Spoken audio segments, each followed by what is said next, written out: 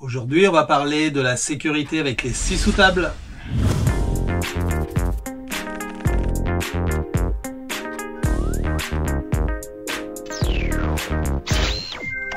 Bonjour, c'est Philippe, bienvenue dans l'atelier. Aujourd'hui, on se retrouve pour la troisième vidéo de la série sur l'utilisation de la scie sur table.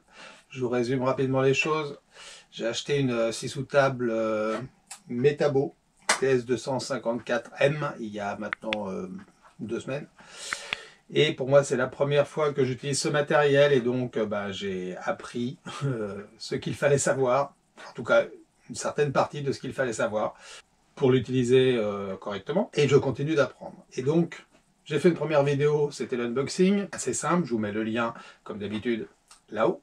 Ensuite, j'ai fait une vidéo sur les réglages qu'il y avait sur cette machine, mais des réglages qui s'appliquent sur, je pense, à peu près toutes les scies sous table, de façon à peu près similaire. Autre lien. Et aujourd'hui, je vais parler des éléments de sécurité que j'ai pas trop abordés. Moi, ça m'intéresse parce que j'ai pas envie de me blesser avec ce matériel. C'est une machine d'atelier avec une grosse lame et donc ça peut faire des dégâts et donc il faut pas faire n'importe quoi. J'ai regardé plein de choses, j'ai lu plein de choses et ce que je vais exposer dans cette vidéo, ce sont mes conclusions actuelles dans l'état de mes connaissances qui ne sont pas parfaites sûrement et qui restent l'avis d'un amateur, je le redis à chaque fois parce que c'est important, je n'ai là non plus pas de légitimité pour donner des recommandations absolues. Voilà, la première chose à dire, c'est que ces recommandations de sécurité, là encore, elles ne s'appliquent pas à ce modèle de scie, mais à toutes les scies sous table, et même à d'autres matériels d'ailleurs, hein, mais aujourd'hui je vais illustrer ça par ce sujet. Le premier sujet, ça a trait à ce qu'on appelle les EPI,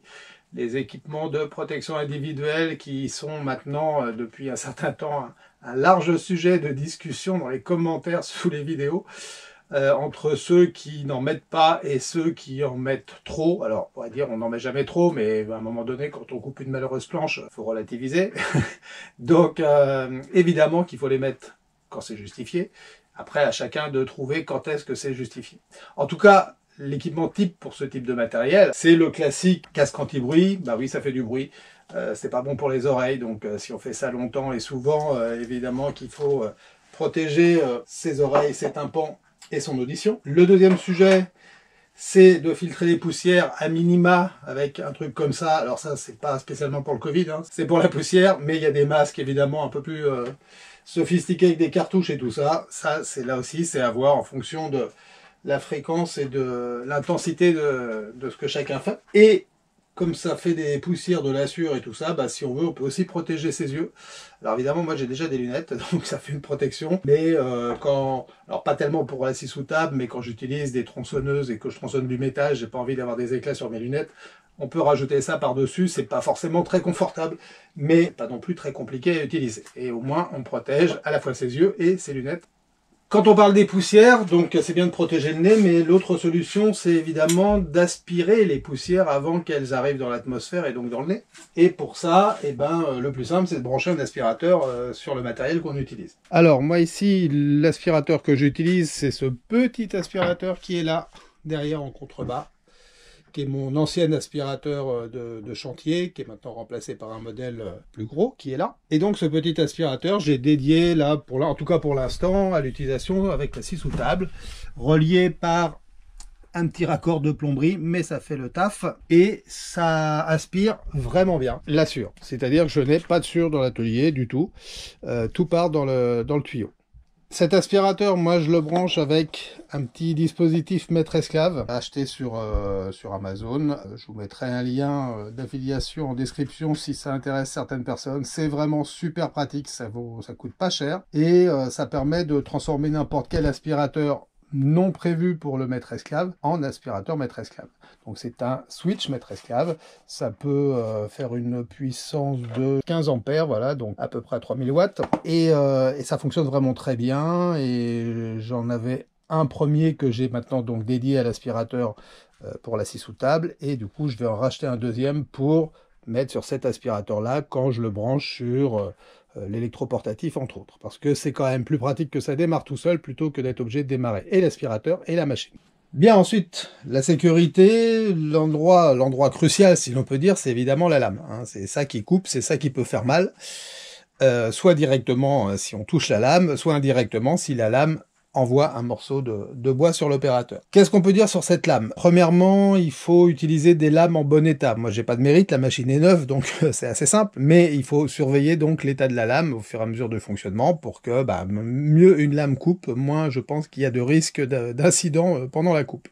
Donc ça, c'est une première chose. Et quand on remplace la lame, il va falloir faire attention à reprendre exactement le même modèle. Ça veut dire évidemment le diamètre de la lame. Après, on choisit ses caractéristiques, c'est son nombre de dents, entre autres, le type de matériau qu'on veut couper. Il est a priori plutôt conseillé d'utiliser vraiment des lames, alors évidemment d'origine, ça c'est ce que proposent les marques, hein, mais ça on peut comprendre pourquoi, mais éviter les systèmes avec des adaptations et notamment des bagues d'adaptation pour le diamètre de l'arbre. Bon, j'avoue que moi j'ai utilisé ça sur de l'électroportatif, j'ai jamais eu de problème. Sur les machines d'atelier, je pense que ça doit pouvoir marcher, mais dans la mesure du possible, trouver une lame avec exactement les bonnes caractéristiques, notamment de diamètre d'arbre, de diamètre évidemment de scie, et aussi, donc dernier point, de respecter l'épaisseur de la lame. Alors pourquoi respecter l'épaisseur de la lame? Parce qu'il y a un couteau diviseur ici, et ça serait bien que de garder l'égalité entre le couteau diviseur et l'épaisseur de la lame, hein, qu'il y ait une épaisseur comparable entre les deux pour pas avoir un problème de coincement. Si la lame est évidemment plus étroite que le couteau, on se doute bien que ça va pas fonctionner. Mais si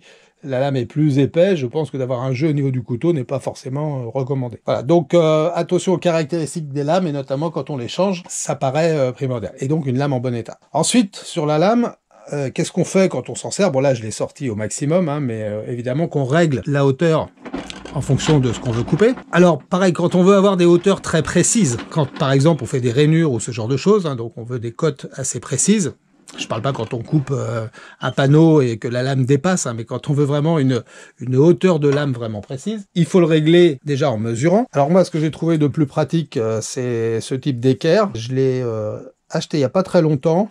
Pareil, ça vient d'Amazon, il n'y a pas de mystère. Il y en a pas mal de modèles, mais ils se ressemblent tous. Le principe, c'est d'avoir une équerre avec le réglet qui peut se régler, justement. Et on peut choisir la hauteur. Donc là, si par exemple je veux 15 mm, hop, je me règle à 15. Je positionne ma lame. Et c'est là que, du coup, bon, on va descendre la lame.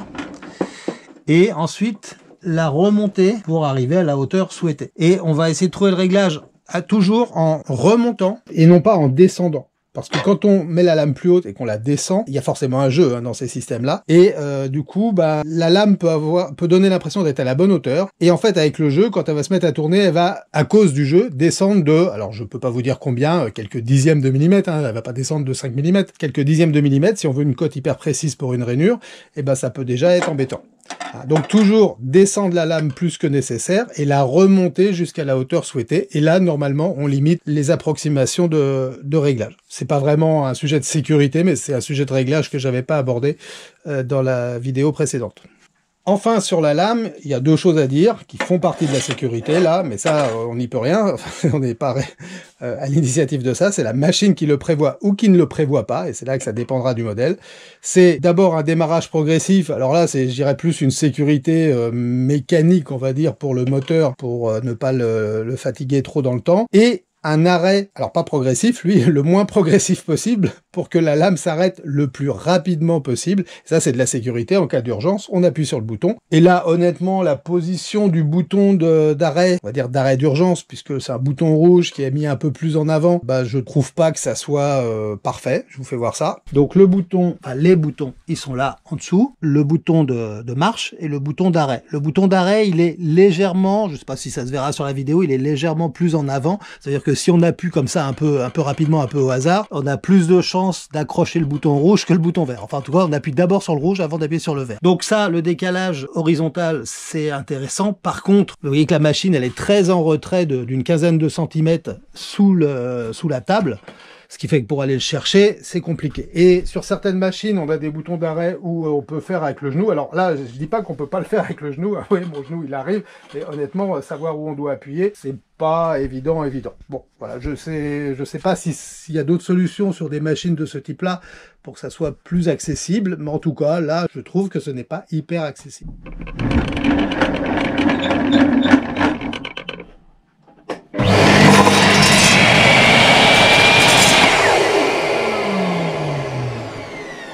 Dernier point sur le sujet, j'insiste sur la présence du couteau diviseur. Hein, il est vraiment recommandé. Dans la documentation, il est même marqué comme obligatoire. Hein, donc c'est vraiment un élément de sécurité pour les kickbacks et les blocages. Autre sujet de sécurité dans cette zone-là, le fameux capot de protection de la lame. Donc chez Metabo, c'est un capot comme ça, transparent, qui offre bien des avantages. Bon, déjà, le fait qu'il soit transparent, c'est le cas sur beaucoup de scies, ça permet de voir à peu près ce qu'il y a en dessous et ce que fait la lame. Maintenant, je dis à peu près parce que c'est pas non plus parfait, on va dire, comme vision. Autre avantage qu'il a, alors ça, c'est un vrai avantage, c'est qu'en effet, il se met et se démonte très facilement avec ce clip, ce bouton. Et il se règle, bon ça, je l'ai montré dans la vidéo précédente, voilà, bon, il y a un bord horizontal ici, qui doit venir pas en contact, mais très proche de la pièce que l'on coupe. Hein. Donc là, je suis réglé très haut pour les explications.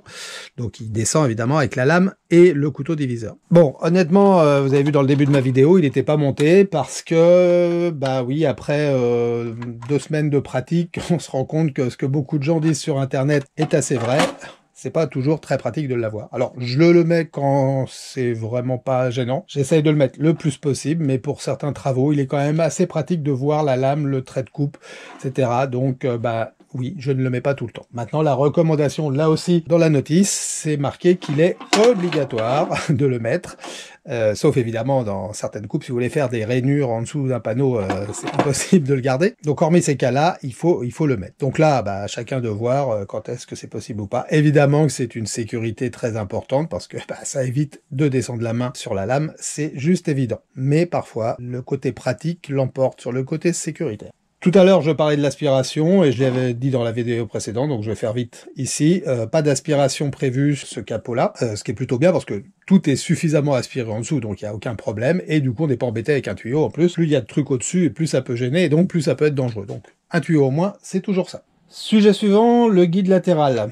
Alors ce guide latéral, ça dépend des modèles. Ce modèle, c'est un guide, j'ai parlé des réglages la dernière fois, donc pareil, je reviens pas dessus. Mais il est composé d'un double guide latéral. Donc le guide principal, celui qui assure le réglage et le blocage, grâce à la poignée.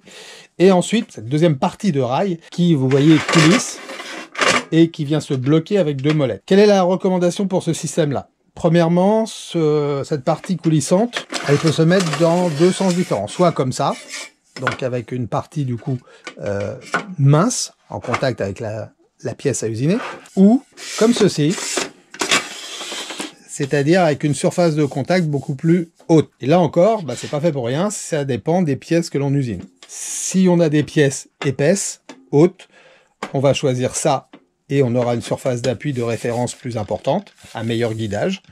Et si on veut usiner, alors par exemple, ce genre de pièce, bon, qui est pas très belle, mais vous voyez, évidemment, c'est beaucoup plus logique de s'appuyer et de prendre référence là-dessus que sur une partie beaucoup plus mince. Si par contre, on veut usiner un panneau, alors on va se remettre sur la partie mince et on va créer un peu d'espace comme ça, du coup, pour voir ce qui se passe et assurer le guidage quand même avec une référence plus fine. Ensuite, ce guide latéral, dans quel cas on l'utilise? On l'utilise quand on a des pièces suffisamment grandes de ce côté-là pour avoir un bon appui. Voilà, j'ai un bon appui ici, je vais pouvoir glisser correctement et garder une bonne référence de ce côté-là. Si par contre, ma pièce à couper, c'est quelque chose comme ça, et que je veux m'appuyer là, bon, voilà, là j'ai à peu près 10 cm. On se doute que là, l'appui, voilà, je vais faire un truc comme ça. Hein. Je vais mal m'appuyer et je vais pas réussir à faire une coupe propre et avoir une référence propre. Donc ça veut dire que là, il faut une dimension suffisamment importante. Dans la documentation de cette machine, il est marqué 150 mm. En dessous de 150 mm, on n'utilise pas ça comme référence et on utilise le guide d'onglet. Moins de 150 mm ou plus de 150 mm pour pouvoir l'utiliser.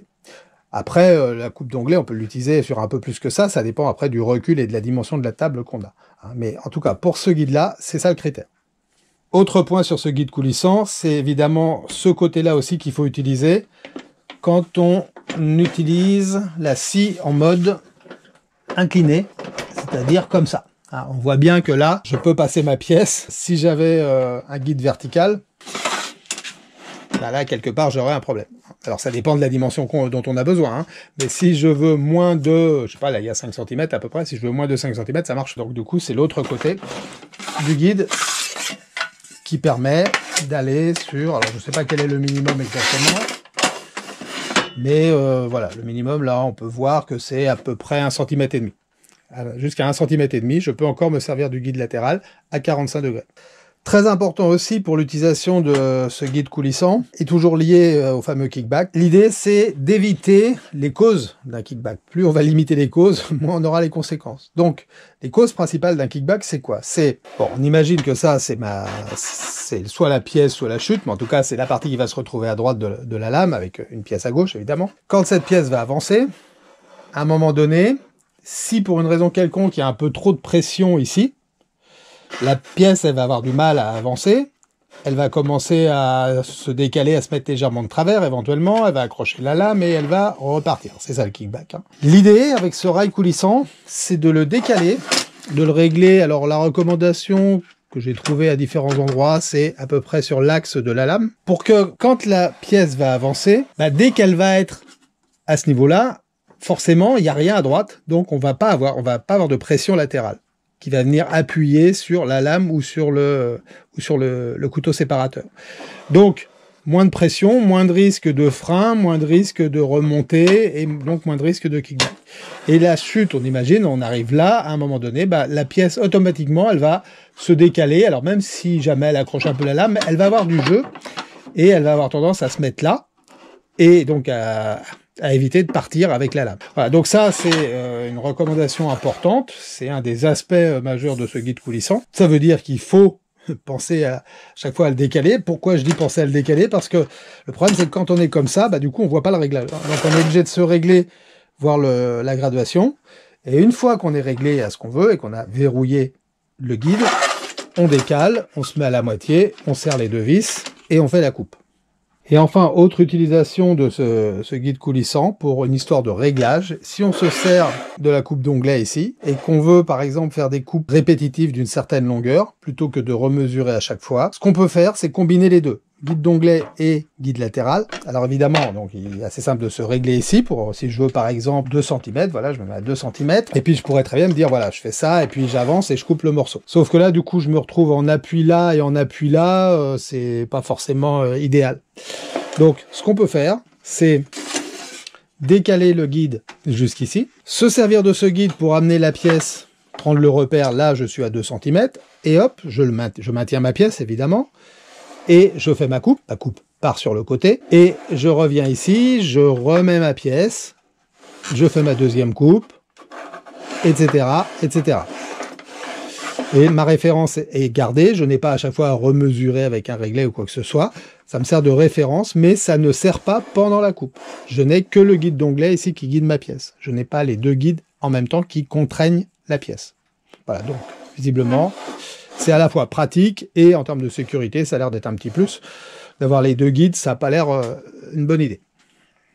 Autre sujet qu'il faut penser à gérer, c'est l'aplat de la pièce sur la table. Alors bon, évidemment, plus la table est grande, plus on a de possibilités d'appui, et donc moins on a de risque de déséquilibre de la pièce. Quand est-ce qu'on a un déséquilibre? Vous voyez que sur cette table, hein, la scie, elle est sur... je veux dire, presque la deuxième moitié, hein, pas tout à fait, mais la moitié de la table, c'est à peu près ici. Vous voyez, un tout petit bout de lame, la lame est globalement sur la deuxième partie, je pense que sur d'autres scies aussi. Donc ça veut dire que quand on va vouloir scier un morceau assez grand, éventuellement, on va se retrouver vite, alors c'est pas le cas de cette pièce-là, mais si j'avais une pièce plus longue, pour pouvoir couper ce morceau, hein, donc il faut que j'aille au moins jusque là, et je pourrais me retrouver avec un morceau qui dépasse beaucoup derrière. Et s'il dépasse vraiment beaucoup, ben, ce qui peut se passer, c'est que la pièce ait tendance à se déséquilibrer comme ça vers l'arrière. Donc ça, on va pouvoir régler ça de deux façons. Premièrement, en prévoyant éventuellement des servantes, des rouleaux, ou si on a sur la table une extension, bah déjà on va commencer par mettre l'extension, c'est le cas ici, mais bon, l'extension, vous voyez qu'elle est limitée, elle fait une vingtaine de centimètres, c'est déjà ça, et ça suffit sur pas mal de coupes, je pense, mais si vraiment on a des morceaux très en longueur, il faudrait déjà avoir du recul derrière, ce qui n'est pas mon cas ici, mais il faudrait prévoir un système d'appui un peu plus loin. Ça, c'est la première chose. Et la deuxième chose, c'est aussi en utilisant des poussoirs.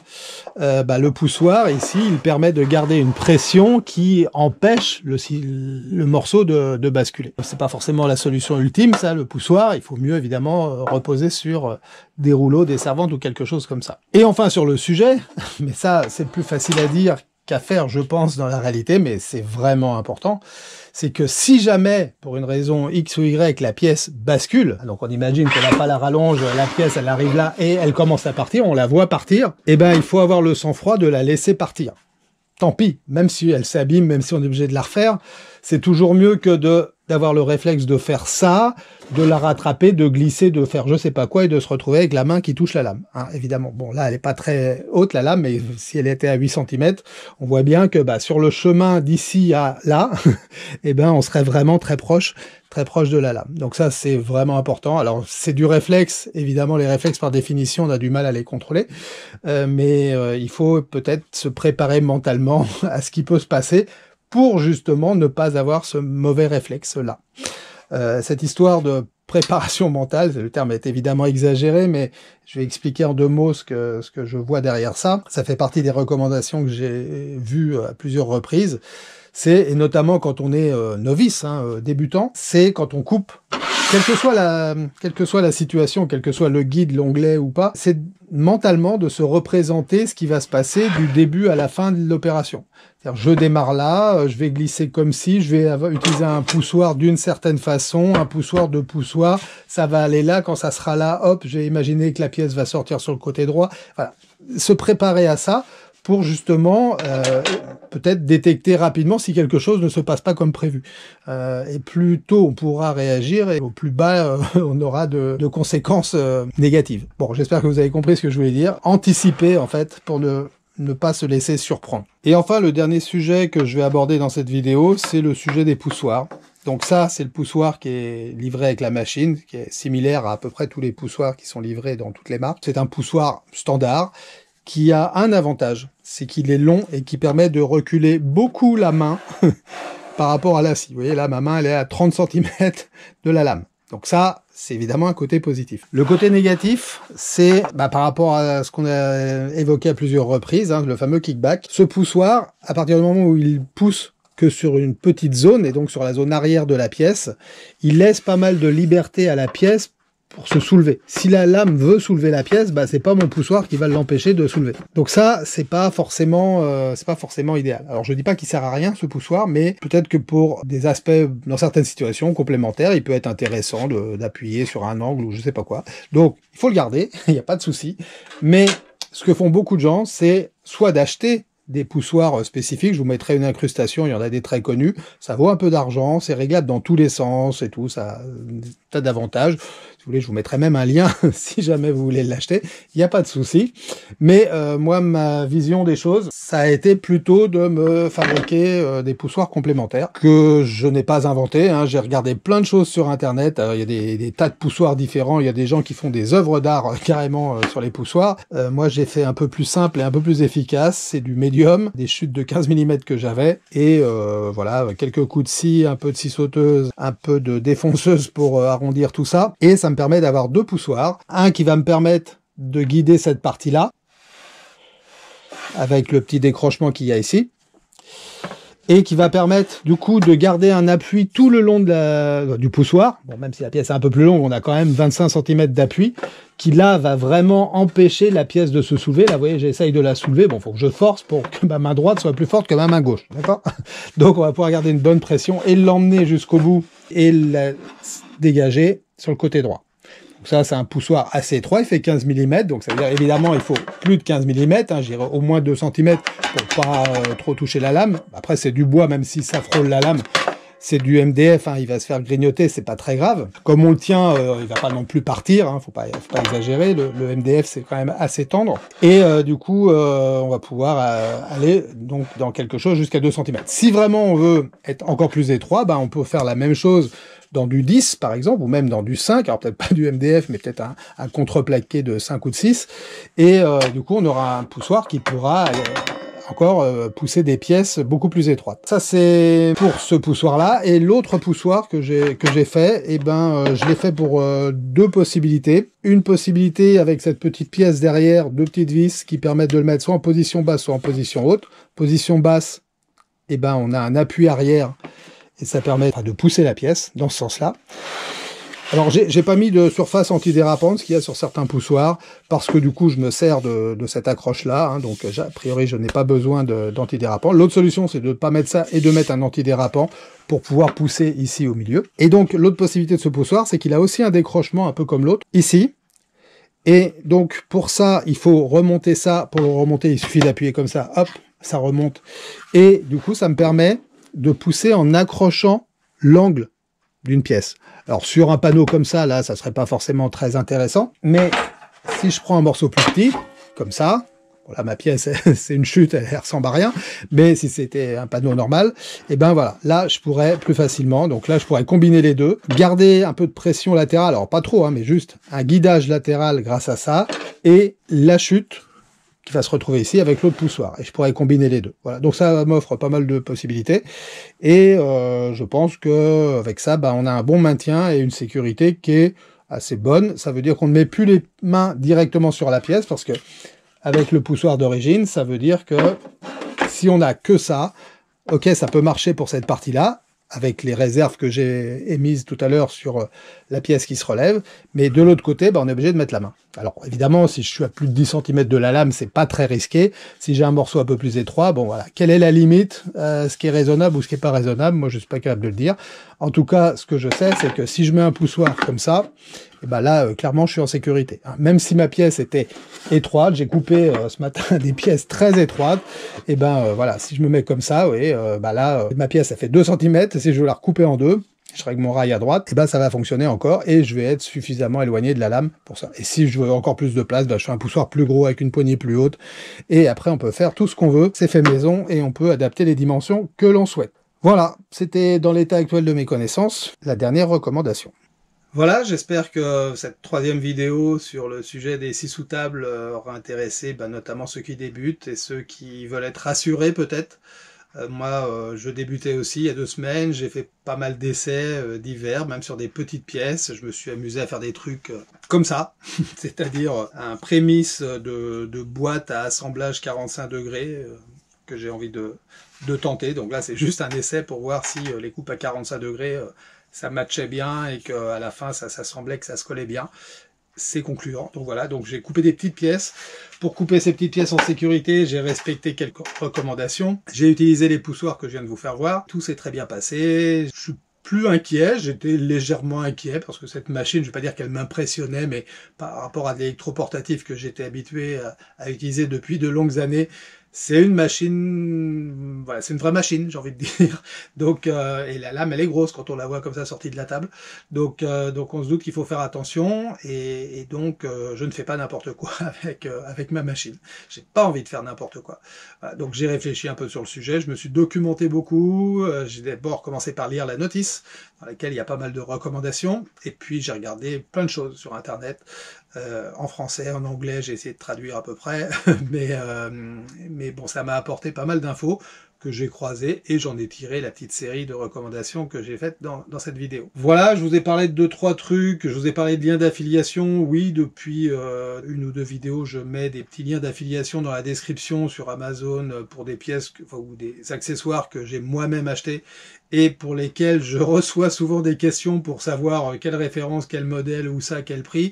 Voilà, donc j'ai mis des liens. Du coup, ce sont des liens d'affiliation. J'achète pas mal de petits trucs. Et ben voilà, si vous voulez contribuer à la chaîne et à l'achat de petits matériels, et ben c'est une façon de le faire qui vous coûtera rien et qui me permettra de financer 2-3 accessoires pour mon petit bricolage. Voilà, sinon, comme d'habitude, si vous avez apprécié cette vidéo, un like, abonnez-vous, tant qu'à faire, il y aura d'autres vidéos sur le sujet. Je vous ai parlé d'une boîte avec des coupes à 45, je vais la faire, il y aura une vidéo sur le sujet, si vous voulez la voir, abonnez-vous, cliquez la cloche, comme ça vous serez prévenus. Et puis, si vous avez des remarques à faire sur ces règles de sécurité ou recommandations de sécurité, j'ai pas le pouvoir d'édicter des règles, et ben n'hésitez pas dans les commentaires, on peut discuter, on discute gentiment, hein. calmement, même si vous avez des avis contraires, et ben dites-le correctement et il n'y aura pas de problème, on pourra discuter. Voilà, et puis de temps en temps un petit tour sur mon Instagram parce que bah, j'essaye de mettre des choses régulièrement sur ce que je fais, sur les tests que je fais justement, qui sont pas tous en vidéo, mais du coup je mets quelques photos et si vous voulez poser des questions là-dessus, ben ça sera un autre média pour discuter. Voilà, j'espère que vous serez là pour la prochaine vidéo. À bientôt. Salut!